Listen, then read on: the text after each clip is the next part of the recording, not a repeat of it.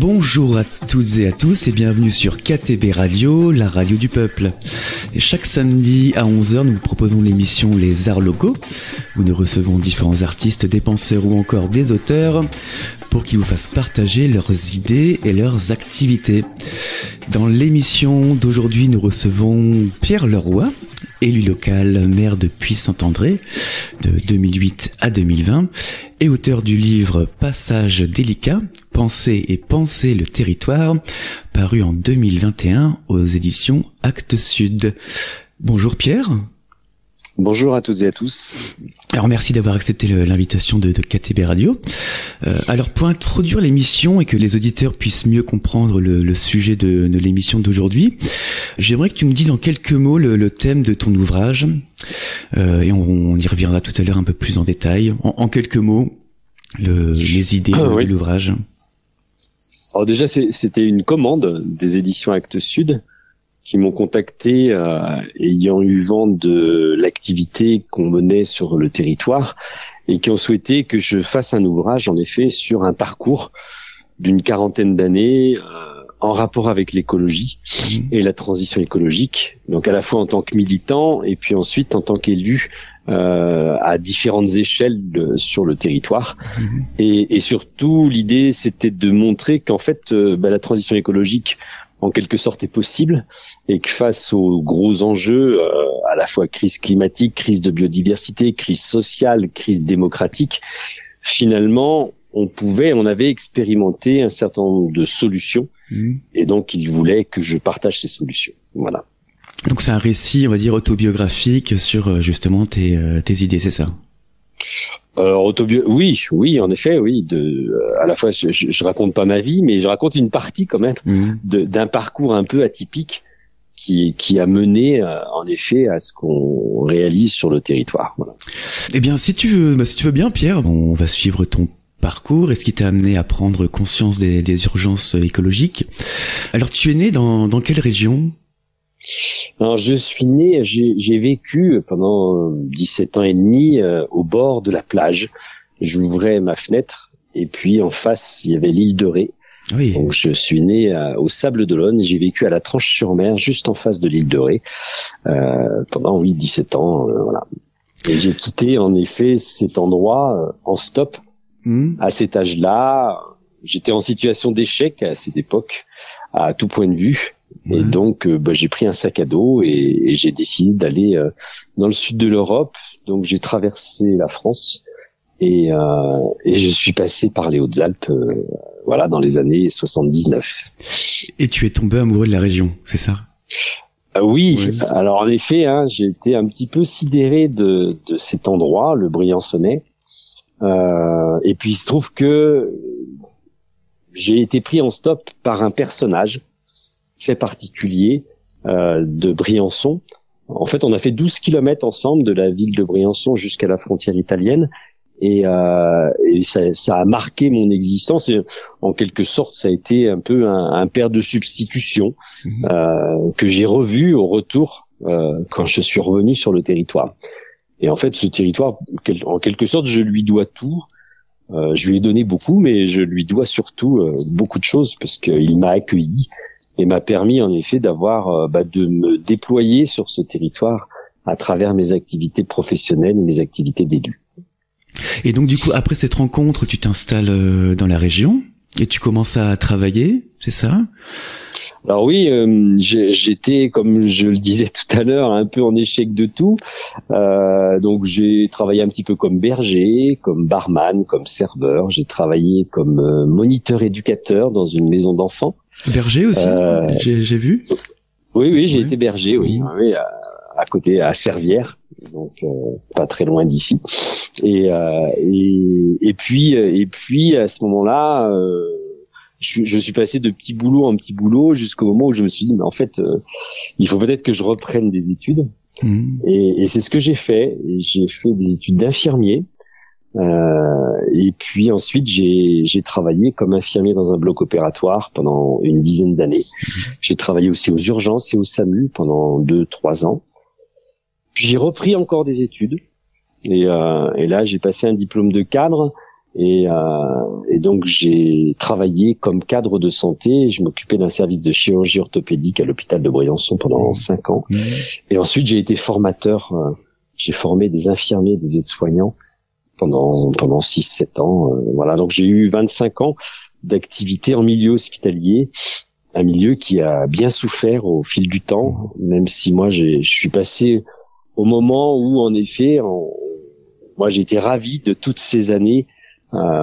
Ça a été passionnant et j'ai bien vécu cette période à l'hôpital qui s'est fortement dégradée. J'ai quitté l'hôpital en partie en raison justement de la dégradation du service public.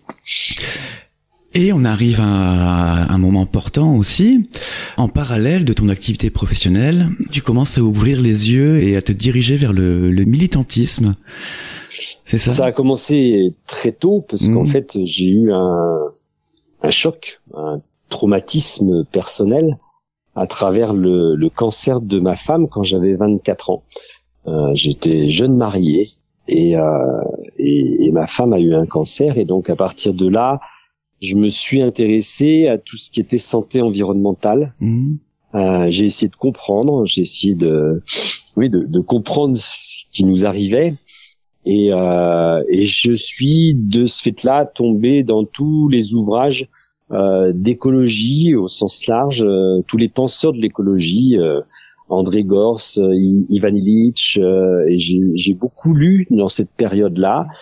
Et en fait, ça m'a ouvert un monde particulier. Ça m'a fait prendre surtout conscience de l'état de notre monde.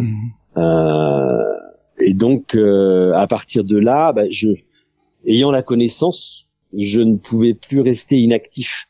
Donc, dans cette période-là, je suis devenu militant pour tenter de changer les choses et de faire que on vive dans un monde meilleur.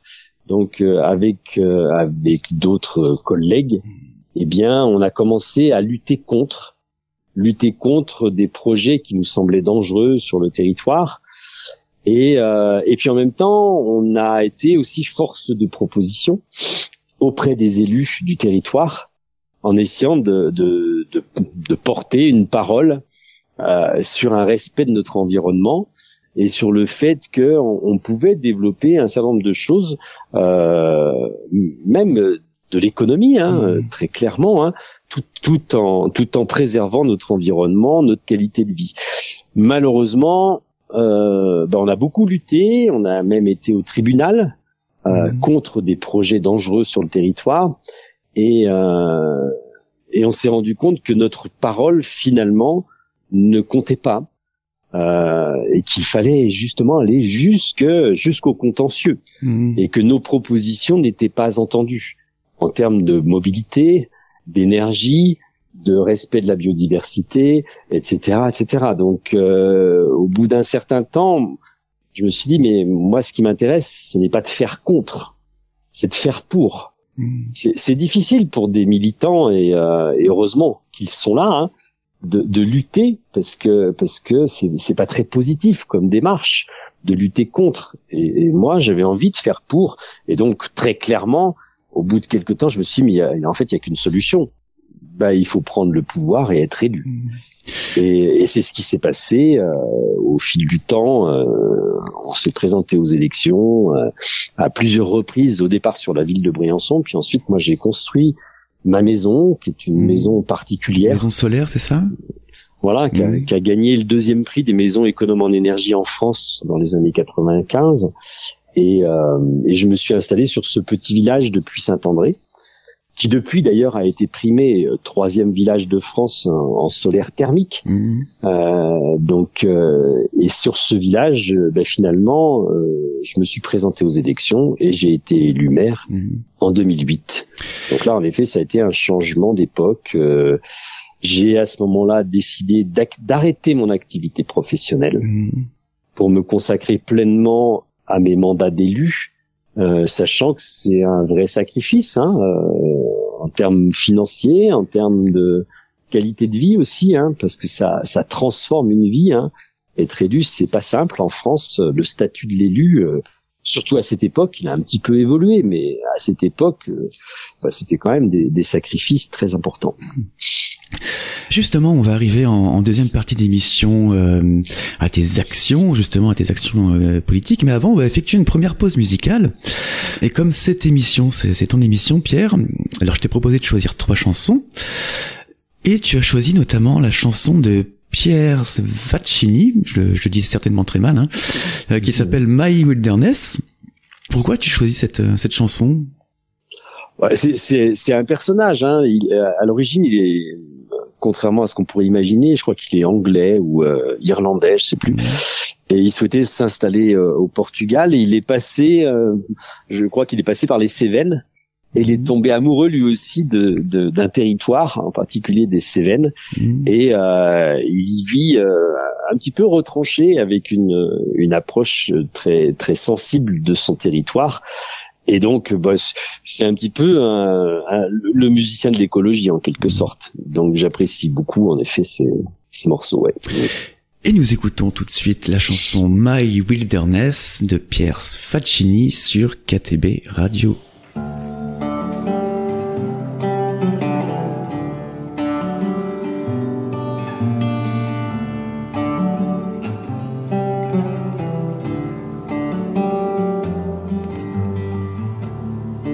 And run from town to town. The shadow stays like a dog heeled down. And through the smoke and through the flames, from the highest mountain to the lowest plains, redemption brings the final cause is the walking ghost of the lost. There are always people who need someone, and now it's you.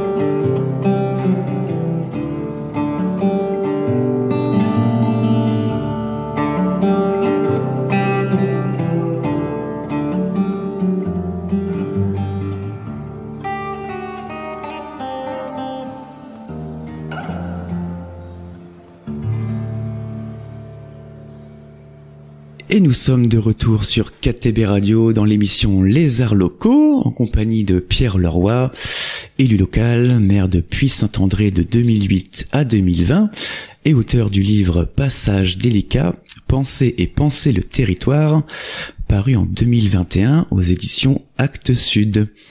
Alors Pierre, dans cette deuxième partie de l'émission, on va rentrer dans tes actions au sein de la commune de Puy-Saint-André. Je voulais te poser une question simple. Quelles ont été les actions que ton équipe et toi avez menées à Puy-Saint-André dans cet engagement en faveur de la transition écologique? Alors déjà, j'ai travaillé moi à plusieurs échelles. C'est-à-dire que j'avais commencé chez moi, donc j'ai transformé mon quotidien, et puis ensuite, en effet, on a mis en œuvre plein d'actions au niveau de la commune, mais je suis aussi vice-président d'une communauté de communes qui regroupe les 13 communes du nord du département, dans le Briançonnais. Et ensuite, j'ai été élu président du pays Grand Briançonnais. Donc c'est un pôle d'équilibre territorial, c'est une structure qui réunit 36 communes, 3 communautés de communes pour faire ensemble. Et je suis aussi au conseil stratégique du CEREMA, qui est l'agence de l'État, la deuxième, souvent les gens connaissent l'ADEME, mais il y a une autre agence de l'État responsable de transition écologique qui s'appelle le CEREMA, et moi je suis au sein de ce conseil stratégique à Paris. Et je suis aussi administrateur de l'Association nationale des pays et PETR en France. Ça regroupe à peu près 280 territoires qui se rassemblent au sein de cette association, et je préside la commission de transition écologique de cette association nationale de 280 territoires français. Voilà, donc j'ai des actions à chacun de ces niveaux-là. Tout est lié à mon poste d'élu municipal. Mais vous le voyez, ça donne aussi des capacités de travailler à des échelles différentes, et ça c'est important, parce qu'en fait, en fonction des compétences de chaque échelle, on ne mène pas du tout le même type d'action.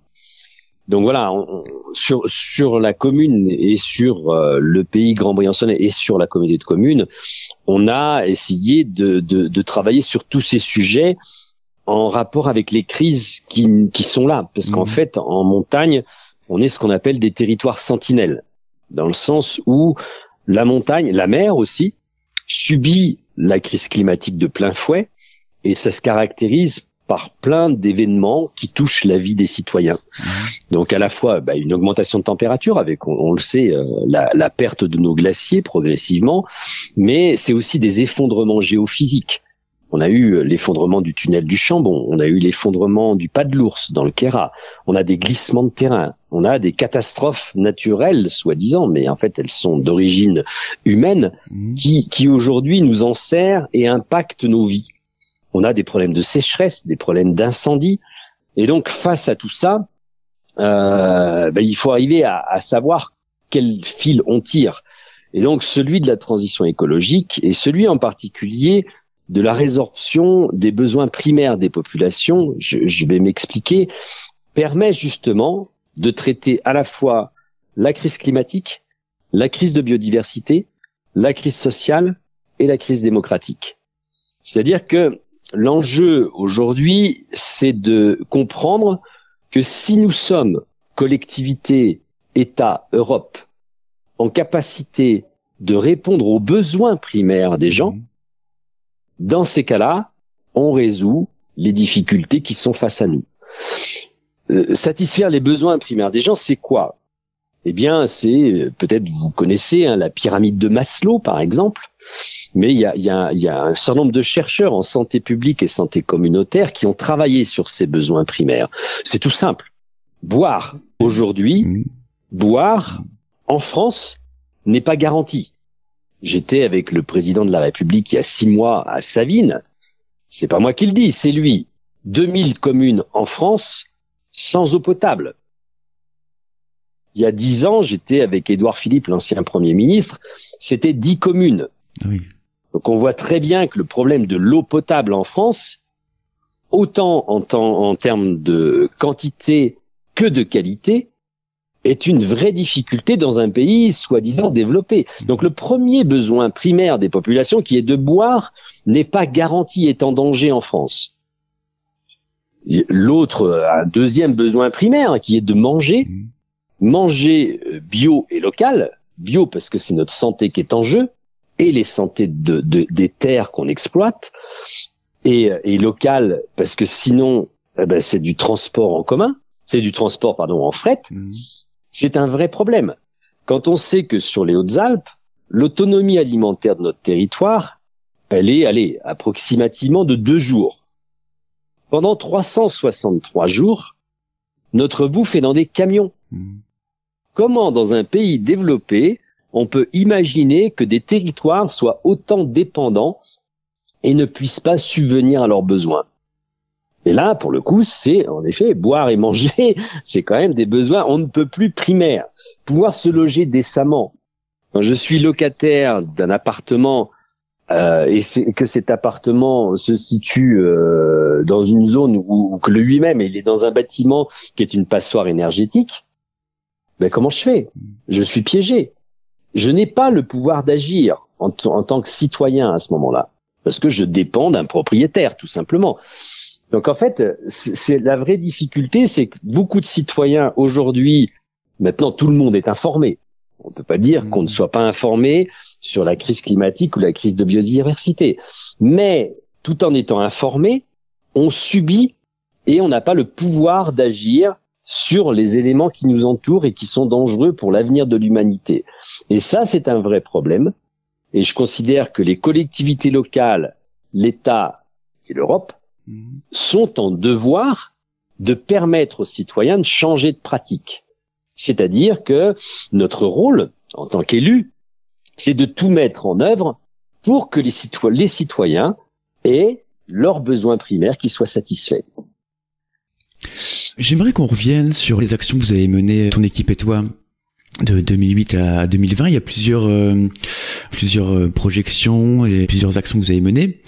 Notamment... c'est en rapport avec ce que je viens de dire sur les besoins primaires, c'est-à-dire qu'après, on prend l'eau, l'énergie, les déchets, la mobilité, le logement, et on prend tous ces aspects-là, la biodiversité, etc.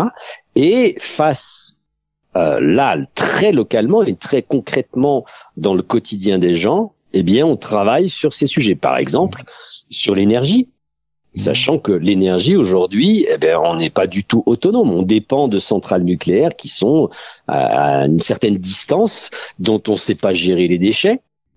Et là, il y a un vrai problème d'autonomie énergétique. Donc, quand je vous disais que ma maison, elle produit 3 fois l'énergie qu'elle consomme, comment faire ça au niveau local?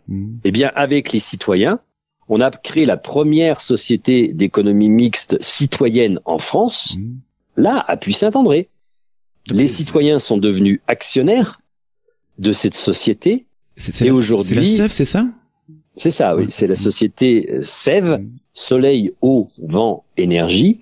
Cette société, aujourd'hui, a 20 centrales reliées au réseau qui produit l'énergie pour le village. Sachant que, parallèlement, et ça c'est le plus important, nous avons baissé toutes les consommations d'énergie, c'est-à-dire qu'on a éteint l'éclairage public en 2009 sur la commune, et on a baissé de 40% les consommations d'énergie de la commune. Ensuite, on a réhabilité tous les bâtiments publics au niveau thermique. Donc, on a fait isolation par l'extérieur, on a changé les huisseries, isolation sous les rampants. Et là, de ce fait-là, on a baissé nos consommations énergétiques. Aujourd'hui, on produit plus que ce que consomme la totalité des habitants du village. Et là, pour le coup, on résout le problème de l'autonomie énergétique. Donc ce travail, on le mène aujourd'hui à l'échelle du pays grand-briançonnais. On a éteint l'éclairage public dans 31 communes sur 36. On a réhabilité plus de 100 bâtiments publics au niveau thermique en l'espace de 3 ans. Et là, on a lancé au niveau du pays grand-briançonnais un travail avec des scientifiques justement sur la problématique de l'énergie, un travail de concertation et de co-construction avec les citoyens, avec les producteurs d'énergie, avec les associations environnementales, avec les pêcheurs, avec les kayakistes et tous les citoyens sur quel type d'énergie nous voulons sur le territoire. Donc on va travailler sur quelle sobriété on peut encore aller chercher sur le territoire et quelle production d'énergie est acceptable, tenant compte des paysages et tenant compte de la biodiversité de notre territoire. C'est-à-dire que ces politiques publiques locales, pour moi, pour nous, elles doivent être concertées, elles doivent être choisi. Ça a plein d'avantages. Ça permet déjà d'expliquer, de faire preuve de pédagogie, et que chacun des concitoyens se sente responsable de ses propres consommations individuelles et collectives sur le territoire. Et ensuite, ensemble, on trouve des compromis. Parce qu'en effet, toute production d'énergie renouvelable a un impact environnemental. Qu'est-ce qui est acceptable pour chacun d'entre nous? Donc c'est un chantier, hein. On est accompagné par des scientifiques. Il y a 7 scientifiques du CNRS, de l'INRAE, de l'INRIA qui nous accompagnent pour porter ce projet et faire que il y ait une cohésion sociale et un choix partagé sur le territoire. Donc ça, c'est un exemple. C'est sur le sujet de l'énergie. Mais on a fait la même chose sur, par exemple, l'agriculture, par exemple, sachant que c'est complexe. Donc c'est lié au foncier et en effet on subit entre guillemets des décisions de la politique agricole commune européenne où les agriculteurs sont subventionnés pas tant sur ce qu'ils produisent mais sur les surfaces qu'ils exploitent. Donc on est bien obligé de faire avec des décisions qui nous dépassent.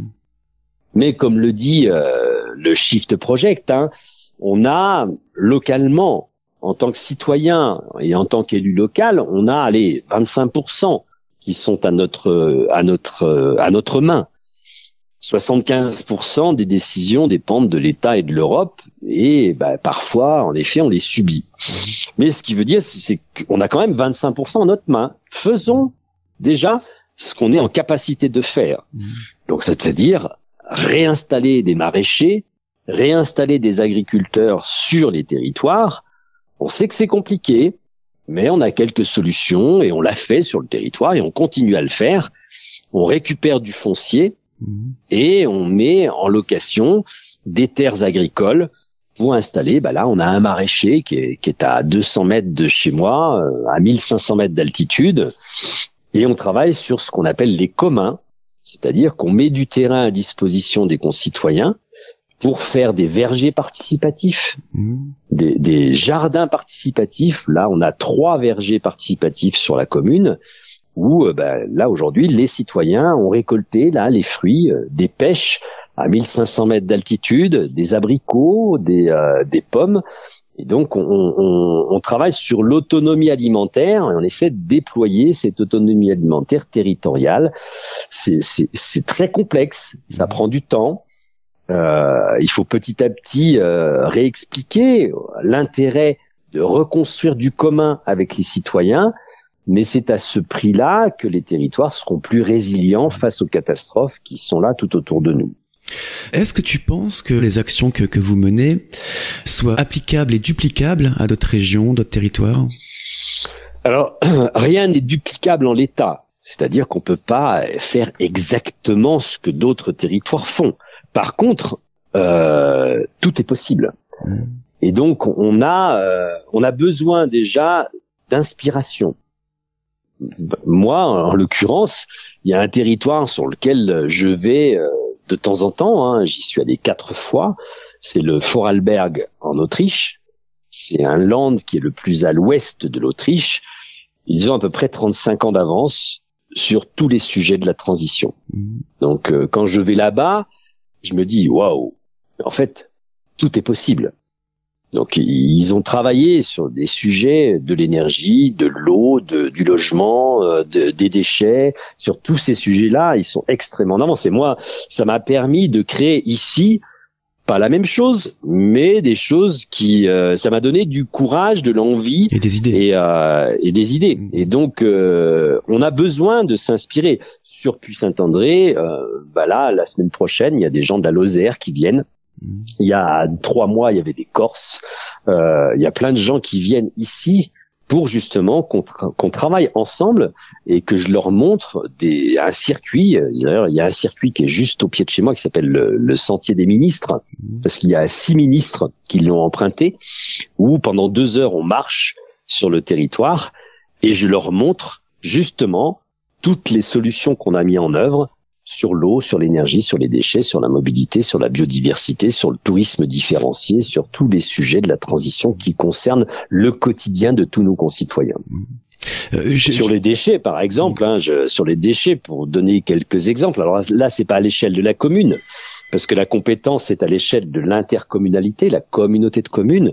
Et là, on a baissé de 50% le tonnage d'ordures ménagères résiduelles. C'est-à-dire qu'on est passé de 12 000 à 6 000 tonnes.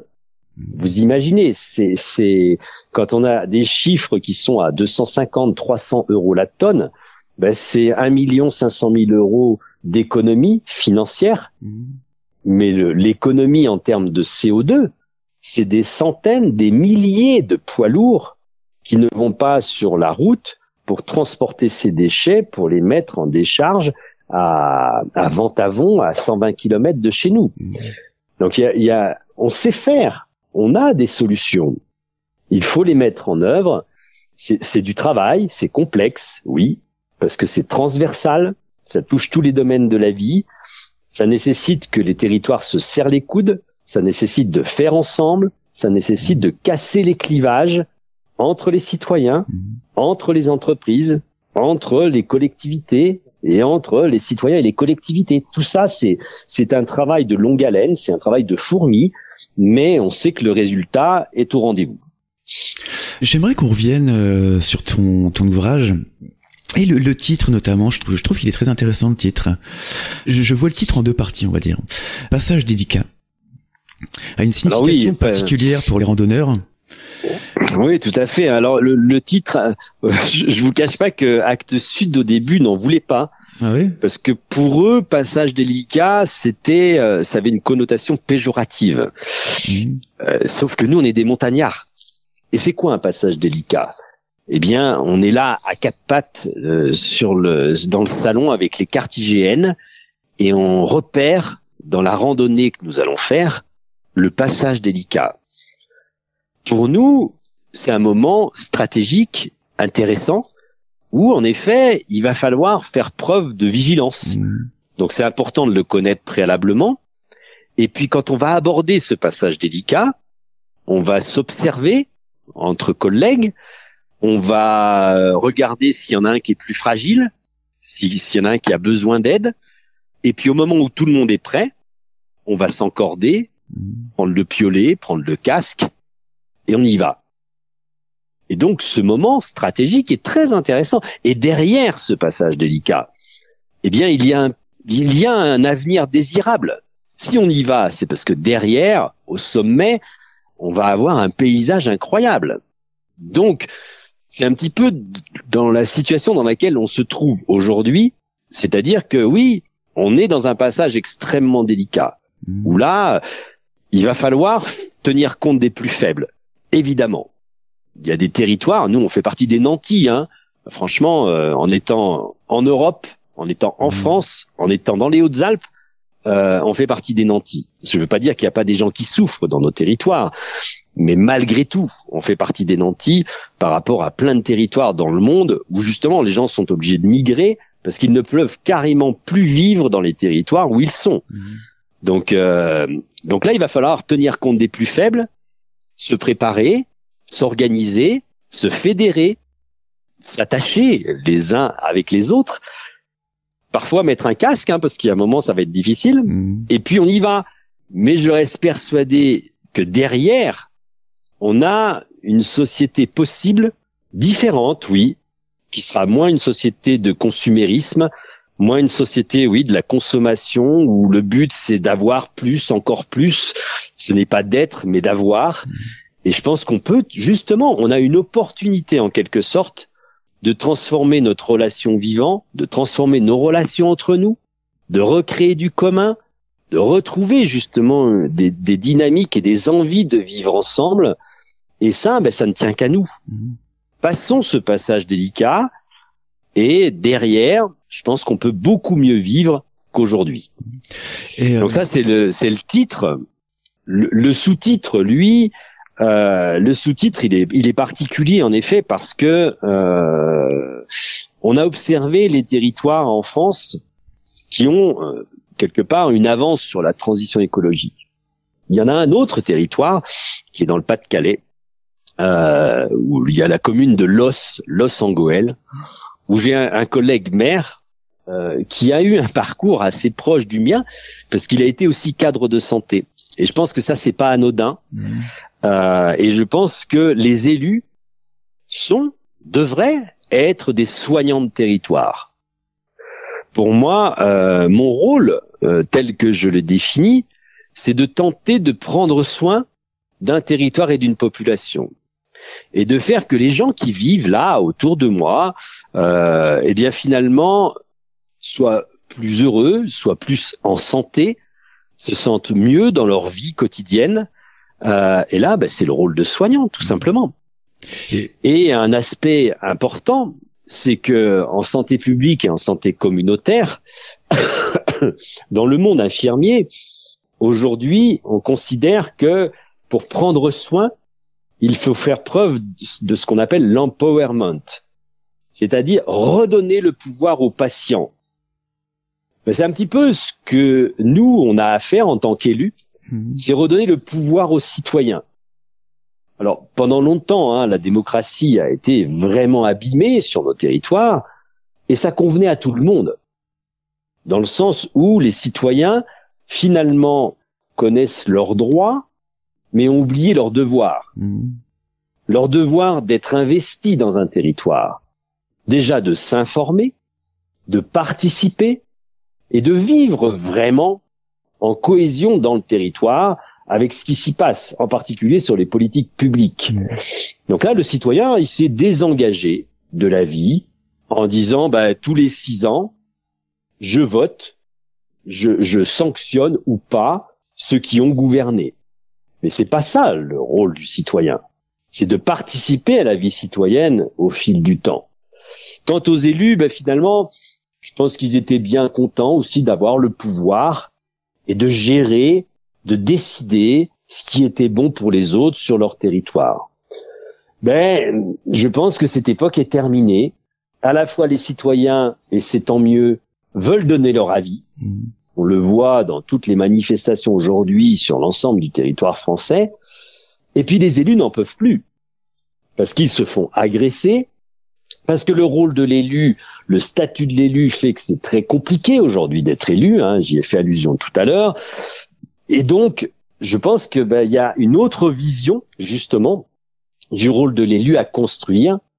Les élus doivent ouvrir les portes, permettre aux citoyens de se réinvestir dans les décisions publiques. Par contre, les citoyens doivent être respectueux des élus, faire preuve de proposition, s'informer, comprendre comment fonctionne la démocratie, comprendre comment fonctionnent les institutions, pour pouvoir qu'on construise ensemble un avenir, là pour le coup, qui répond à nos besoins. Et ce que je ressens dans tes idées, c'est cette volonté d'autonomie qui revient souvent.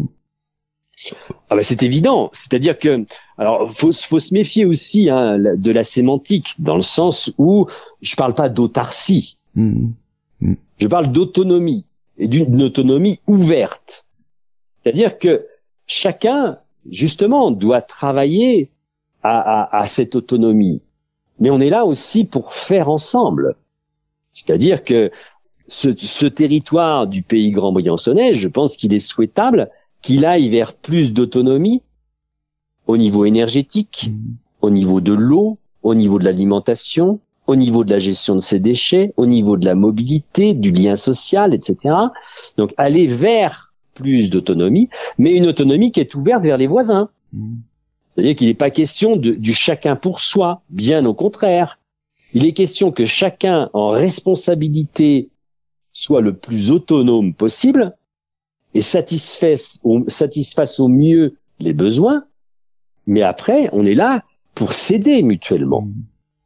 Donc, si en effet la production d'énergie, la production de l'eau, la production alimentaire est centralisée à plusieurs centaines de kilomètres de chez vous, en fait, on vous déresponsabilise totalement.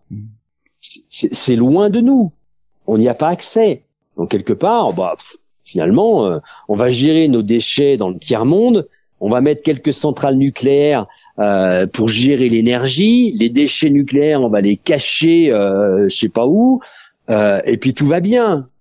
Ben non, bien sûr que non. Et nous, on va consommer là, comme des fous localement. C'est absurde. Alors que de satisfaire ses besoins, il n'y a rien de plus satisfaisant, justement, psychologiquement, intellectuellement, d'être le plus autonome possible, de pouvoir aller vers le plus d'autonomie possible, ouverte, en construisant du commun avec nos voisins. Ah bah là, pour le coup, là, le sens de la vie, le sens de notre présence là, justement, avec un rapport différent avec la nature, devient là, pour le coup, extrêmement désirable. Alors Pierre, avant de faire la deuxième pause musicale, j'aimerais que tu nous parles de la République des Escartons. Je pense que ce serait intéressant pour les auditeurs que tu nous en parles un petit peu. Alors là, on aborde des notions de méthode. C'est-à-dire qu'en fait, on a travaillé avec la Fabrique des Transitions, donc une structure associative qui essaie de comprendre comment font des territoires pour pouvoir justement avancer sur ces sujets de transition. Et qu'est-ce qui les rassemble? Qu'est-ce qui les identifie, ces territoires un peu particuliers en avance sur la transition? Et le fait de travailler sur l'histoire est un des éléments. C'est-à-dire que pour pouvoir se projeter dans l'avenir, il faut être en capacité de regarder le passé, d'observer qu'est-ce qui caractérise notre territoire. C'est pour ça que rien n'est duplicable en l'état, parce que chaque territoire a son identité, son histoire, sa sociologie, son relief, sa géographie, etc., etc. Et donc, c'est ce qu'on appelle les diagnostics sensibles. Il faut arriver à comprendre le territoire, la vie propre du territoire. Et nous, ce qui nous caractérise ici, là, dans le nord des Hautes-Alpes, c'est en effet un événement qui s'est passé dans les années, au Moyen-Âge, en 1343, en l'occurrence, ce qu'on appelle la République des Escartons. On est sur un territoire assez extraordinaire à ce niveau-là. C'est-à-dire que les gens de ce territoire, qui vivaient dans des conditions abominables, c'était le petit âge glaciaire à l'époque, donc 8 mois de neige. Ils vivaient dans des cabanes en bois. On imagine un petit peu ce que ça peut donner. Et donc ces gens-là, finalement, étaient plutôt en avance. Ils savaient lire et écrire, pour la plupart, et ils se sont organisés. Les 5 cantons, les 5 escartons, là, de ce territoire, se sont fédérés et ont fait preuve de stratégie. Ils sont allés voir Humbert II, Humbert II qui était en effet le seigneur du Dauphiné qui gérait ce territoire. Il savait qu'il était en difficulté financière à l'époque pour des raisons multiples, et donc ils sont allés le voir et ils lui ont dit écoutez, nous on va vous racheter nos droits, on va devenir libre, on vous paye pour ça, on rachète nos droits et on va pouvoir être propriétaire de nos biens. Et là en fait ils ont fait la Révolution française, mais en 1343, ce qui est quand même assez extraordinaire. Et ils sont devenus libres sur ce territoire. Même les femmes étaient propriétaires de foncier ici. Et donc ils ont organisé leur territoire. Et il y a un élément important qui est aussi déterminant sur la suite, sur ce on a voulu faire après, c'est qu'il est écrit dans la charte des Escartons en 1343, quand un de nos territoires s'effondre, il y a la notion d'effondrement, la notion de difficulté ponctuelle sur les territoires. Quand un territoire s'effondre, les autres sont là pour le relever. Faisons ensemble. Donc c'est ça dont je parlais tout à l'heure. Justement, cette autonomie, oui, cette autonomie ouverte où on a besoin des autres. Et on est là pour s'aider mutuellement. Chacun va faire sa part. Mais en cas de difficulté, on sait pouvoir compter sur les voisins. Et ça, pour l'avenir, justement, et la construction sur la transition écologique de notre territoire, moi, je pense que c'est déterminant. Nos ancêtres ont su faire, à nous de tenter, justement, de casser les clivages, d'organiser notre territoire de façon fédérée pour que ça puisse répondre aux enjeux. Alors Pierre, on va écouter la deuxième chanson que tu as choisie à ce moment de l'émission. Alors c'est la chanson de Crosby, Stills & Nash qui s'appelle Cathédrale. Je le dis en français. Alors pourquoi tu as choisi cette chanson ? Oh, tout simplement, c'est tellement des souvenirs. Je fais partie de la génération qui a vécu une période musicale assez exceptionnelle. Hein. Bon, tout le monde connaît les Rolling Stones et les Beatles, mais derrière, entre Jethro Tull, entre justement Santana, entre Crosby, Stills, Nash et Neil Young, il y avait une. En fait, c'était extrêmement puissant. Moi, j'ai vécu une adolescence baignée au milieu de tous ces chanteurs, ces musiciens, le développement du rock, de la pop, et c'était assez incroyable. Et je continue malgré tout à réécouter. Et là, c'est vrai que Cathédrale, moi, ça m'a, quand j'avais 15 ans, c'était un grand moment. Voilà. Et on écoute tout de suite Cathédrale de Crosby, Stills & Nash. Restez avec nous sur KTB Radio.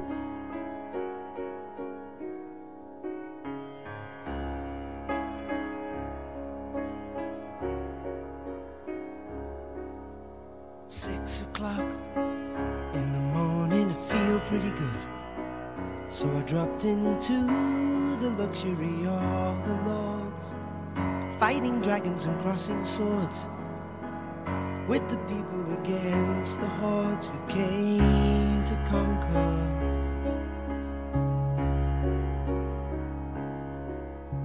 7 o'clock in the morning, here it comes, I taste the warning. I'm so amazed I'm here today, seeing things so clear this way, in the car and on my way to Stonehenge.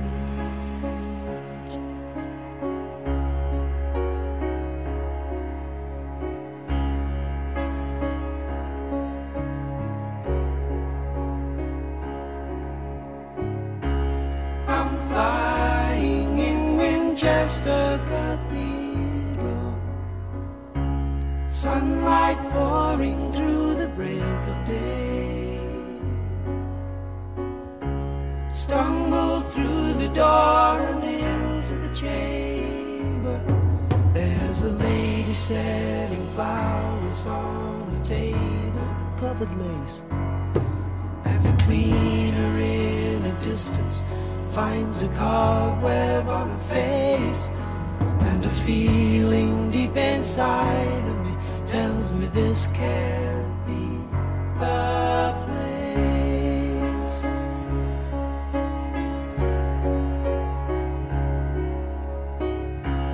I'm flying in Winchester Cathedral. All religion has to have its day. Expressions on the face of the Savior made me say,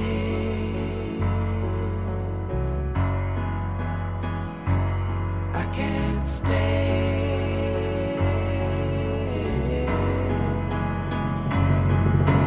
Open up the gates of the church and let me out of here. Too many people have lied in the name of Christ for anyone to heed the call. So many people have died in the name of Christ that I can't believe it all. Now I'm standing on the grave of a soldier that died in 1799. And the day he died, it was a birthday, and I noticed it was mine. And my head didn't know just who I was, and I went spinning back in time. And I am high up on the altar, high up on the altar,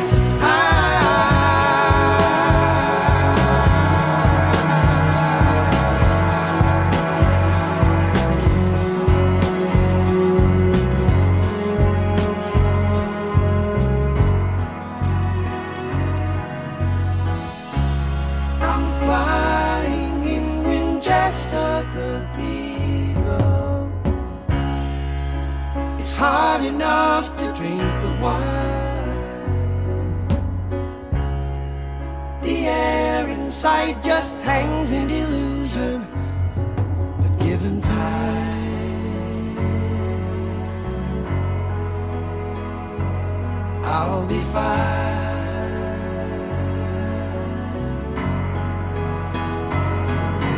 Open up the gates of the church and let me out of here. Too many people have lied in the name of Christ for anyone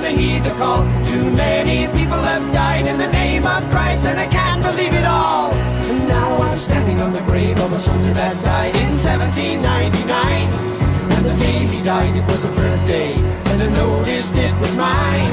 And my head didn't know just who I was, and I was spinning back in time. And I am high up on the altar, high up on the altar,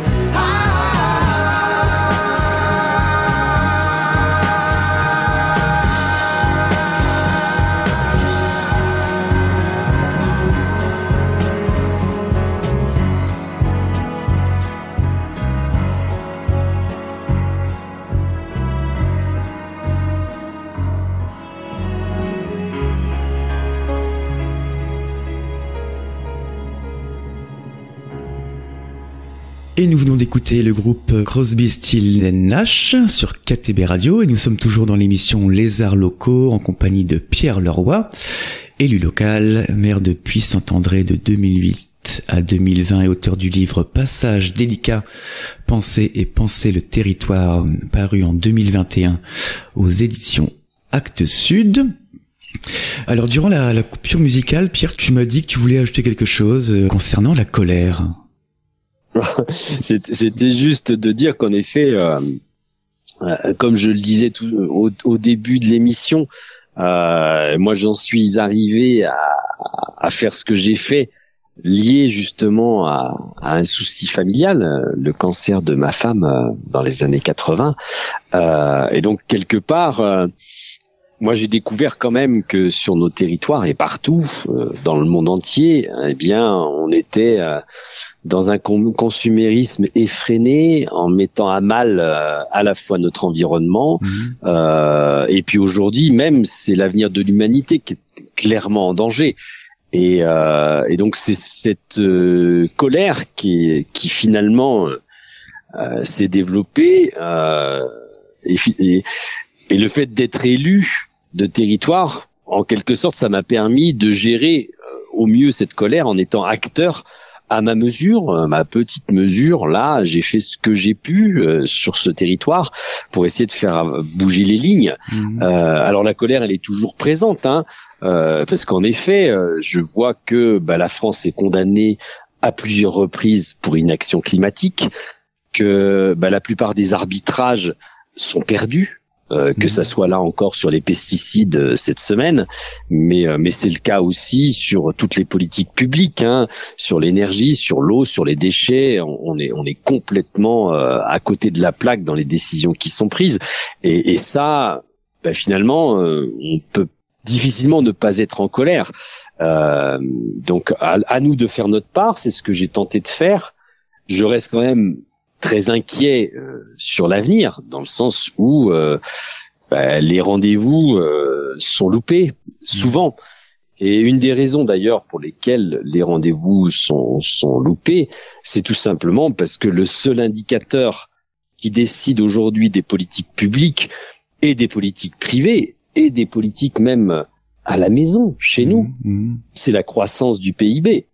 C'est-à-dire que l'objectif, c'est toujours de gagner plus, de dépenser plus, de faire plus, et c'est le seul indicateur qui nous guide. Et tant qu'on en sera là, malheureusement, eh bien, on le voit, c'est pas vraiment de la transition écologique qui se réalise sur les territoires, mais plus de la croissance verte, quand c'est pas du greenwashing. Et ça, c'est difficile pour le coup de ne pas être en colère. Il y a un concept assez intéressant qui a été développé par Ray Wirth, qui s'appelle la théorie du donut. Et je vous invite à aller voir de quoi il retourne. Alors le donut, je sais pas si vous voyez, c'est cette espèce de gâteau là qui a deux cercles, un cercle intérieur, un cercle extérieur. Donc c'est juste la forme qui nous intéresse. Le cercle intérieur, pour cette chercheuse, c'est les besoins primaires dont on parlait tout à l'heure. C'est-à-dire que en deçà de ce cercle, bien finalement, on ne répond pas aux besoins primaires de survie de la population. Donc c'est pas décent. Ça veut dire qu'il faut être au-delà et permettre à tous les concitoyens de satisfaire ses besoins. Le deuxième cercle, au-delà là, lui par contre, c'est les limites planétaires. C'est évident que si on va au-delà des limites planétaires, tel qu'on le fait aujourd'hui, ben on met carrément l'humanité en danger. Donc l'enjeu, ça va être, et c'est pas un petit enjeu, hein. Il va falloir qu'ensemble on détermine quel est justement le plancher social, c'est-à-dire le niveau en dessous duquel chacun d'entre nous ne peut pas avoir une vie décente en termes de logement, en termes de nourriture, en termes d'eau, en termes, etc., etc. Donc, il va falloir, alors ça, à la limite, on est en capacité, ça, à la fois de le définir, et surtout, on est en capacité de le satisfaire. Il y a plusieurs méthodes, hein. On peut parler du revenu universel, on peut parler de plein d'autres sujets, mais en tout cas, on a les solutions. Le deuxième cercle, c'est-à-dire définir ensemble ce que, individuellement et collectivement, nous ne pouvons pas dépasser, au risque de mettre notre survie en danger quand même, hein. Donc c'est quand même pas banal. C'est aujourd'hui de définir, ben là, au-delà de ça, les limites planétaires sont impactées, et là, on entame le capital de nos enfants, même de nous-mêmes, hein, parce qu'aujourd'hui on en est là, hein. C'est aujourd'hui que ça se passe, hein. Donc il va falloir qu'on définisse ça collectivement, et ensuite qu'on le régule. C'est-à-dire que, bah oui, si je veux aller aux Seychelles tous les 2 mois avec mon jet privé, bah ça va poser un problème quand même. Donc, parce que moi, avec cette attitude-là, je mets en effet en danger l'ensemble de mes concitoyens. Donc, ce plafond environnemental, il va falloir quand même qu'on le détermine et qu'on le fasse respecter. Sinon, ben, c'est de la colère qui va se générer, et on le voit avec les jeunes aujourd'hui, hein, qui petit à petit disent attendez, on a envie de vivre demain, donc il va falloir qu'on change de braquet et qu'on s'auto-régule sur notre façon de consommer, et ça c'est important. Donc c'est vraiment là sur l'avenir ce qui nous guette. C'est de toute façon, la transition écologique n'existera que si elle est démocratique. Pour moi, c'est évident. Ce qui nécessite vraiment de réinvestir le politique.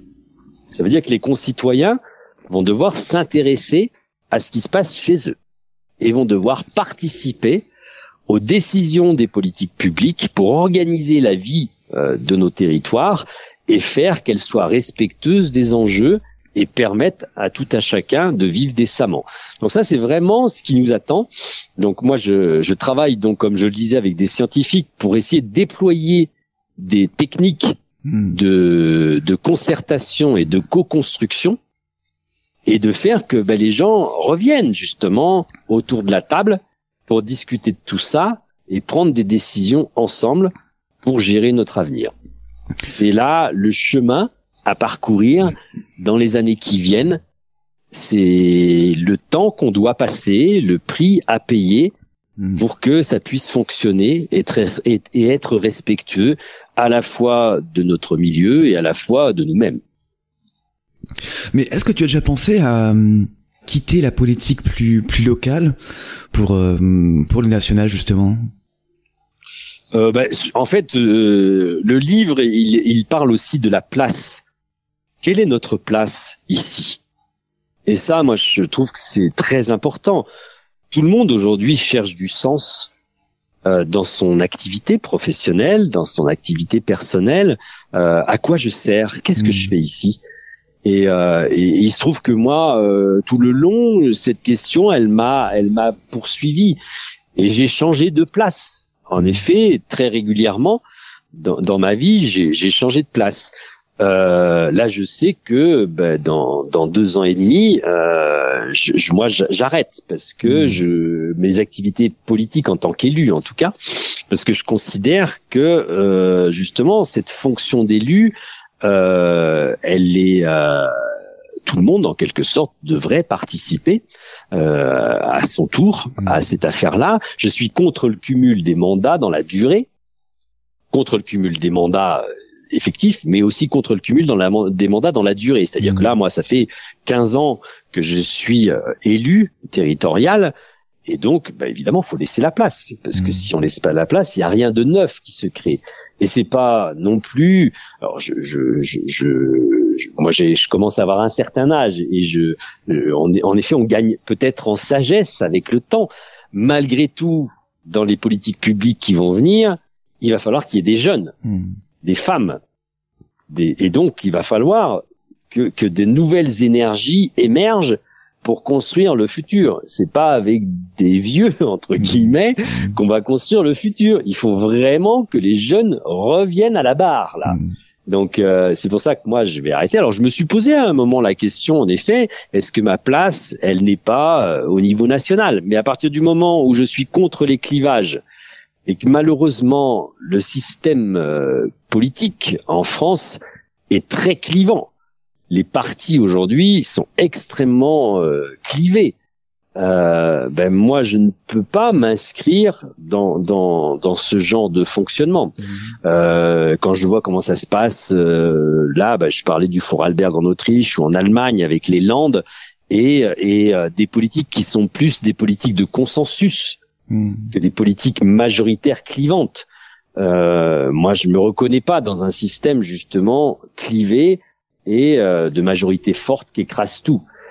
Donc j'ai toujours essayé d'échapper à ça, et c'est pour ça que je ne fais pas partie d'un parti politique.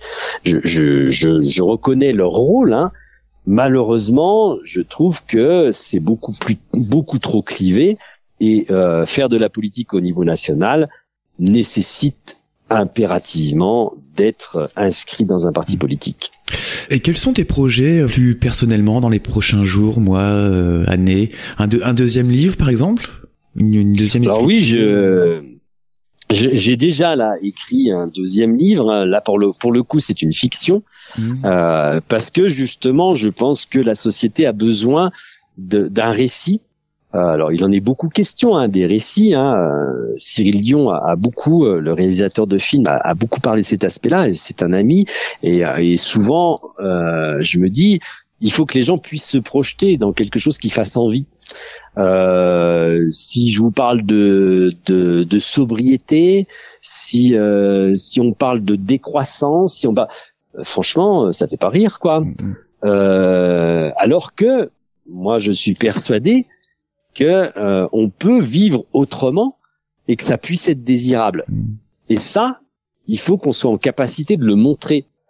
Donc, j'ai en effet écrit une fiction qui se déroule sur 2 périodes. À la fois la période des escartons, 1343, dont je parlais tout à l'heure, et à la fois en 2045. Donc c'est un aller-retour entre deux époques futures, qui ont vraiment des liens assez intéressants. Et je tente de montrer dans cet ouvrage de fiction comment justement en 2045 on a réussi. Comment ça fonctionne? C'est quoi cette société en 2045 où finalement on a réussi à passer le cap, en tout cas on est en cours de passer le cap de la résolution de la crise climatique, de la crise de biodiversité, de la crise de démocratie et de la crise sociale? Comment ça se caractérise dans le quotidien? Et donc l'ouvrage parle de ça. Il n'est pas publié aujourd'hui, mais en effet il existe. Et je travaille sur un autre ouvrage aussi sur les résistances, parce que là clairement on voit qu'il y a beaucoup de résistances qui se développent, donc ça fait partie des activités que je mène en parallèle, et puis je dessine, je peins, je fais de la musique, j'ai mon jardin potager, j'ai plein de choses à faire dans ma vie, avec des artistes, avec des scientifiques, et j'ai envie de continuer une vie sociale engagée. Mais ça sera sans doute pas, vraisemblablement pas en tant qu'élu. Voilà. Mais il y a plein de façons de trouver sa place. Il y a plein de façons d'agir, d'avoir un rôle déterminant, et voilà. Et on arrive pratiquement à la fin de l'émission. Mais avant, on va écouter la 3e et dernière chanson que tu as choisie, Pierre, qui s'appelle 13 Sad Farewell de Stu Larsen. Pourquoi tu choisis cette chanson? Ouais, c'est un musicien que j'écoute en ce moment, que j'apprécie, et je me suis dit voilà, je vais partager ça. Voilà. Un moment d'émotion en ce moment, voilà, qui te fait vibrer. Voilà. Et on écoute tout de suite Stu Larsen et nous revenons dans quelques instants sur KTB Radio.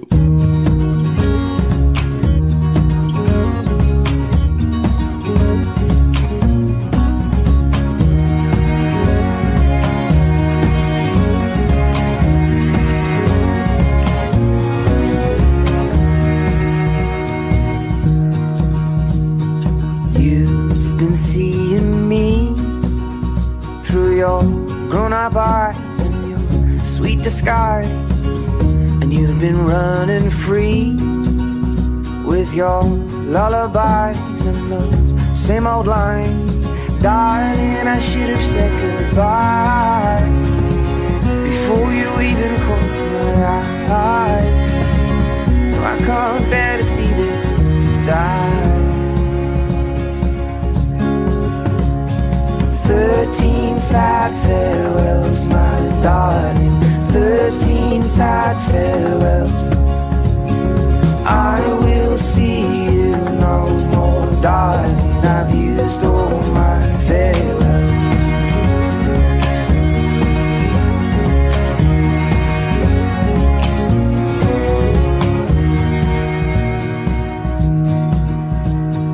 You've been seeing her with her pretty eyes and her lovely life, and I've been waiting here.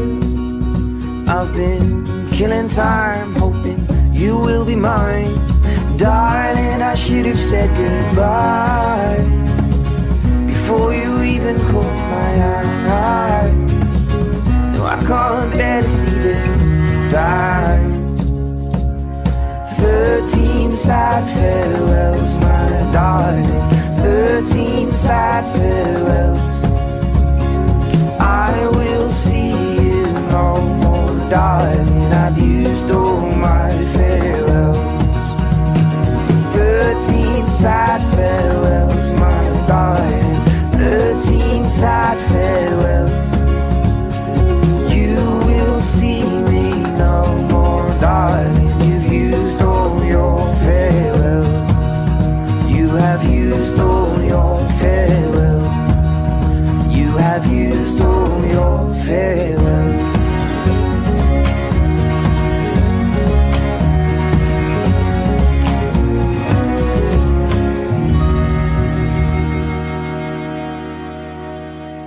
Et voilà, nous arrivons au terme de cette émission. Merci à Pierre Leroy d'avoir participé à ce programme, de nous avoir transmis tes idées et tes projets. Merci beaucoup à toi, Pierre. Merci à vous. Juste pour dire qu'en effet, le passage est délicat, c'est clair. Une chose est sûre, c'est que le pire n'est jamais certain. On est quand même dans des difficultés majeures. Ce n'est pas la technologie qui nous sauvera. Par contre, faire ensemble, se fédérer, construire du commun, si on comprend qu'à partir de là, on peut avoir tout un monde nouveau devant nous, je pense que là, en effet, la solution est là. Et merci beaucoup. Merci beaucoup à toi. Merci à vous. Au revoir. Merci, au revoir. Et je rappelle que vous pouvez télécharger l'application KTB Radio depuis Play Store pour que vous puissiez écouter toutes nos émissions en un seul clic à toute heure du jour ou de la nuit. Vous pouvez également nous laisser des commentaires sur tous nos réseaux sociaux. Merci d'avoir été à l'écoute de ce programme. Vous venez d'écouter l'émission Les Arts Locaux avec pour invité Pierre Leroy. C'était Romain, votre radiologue de KTB Radio. KTB Radio, c'est votre radio, la radio du peuple.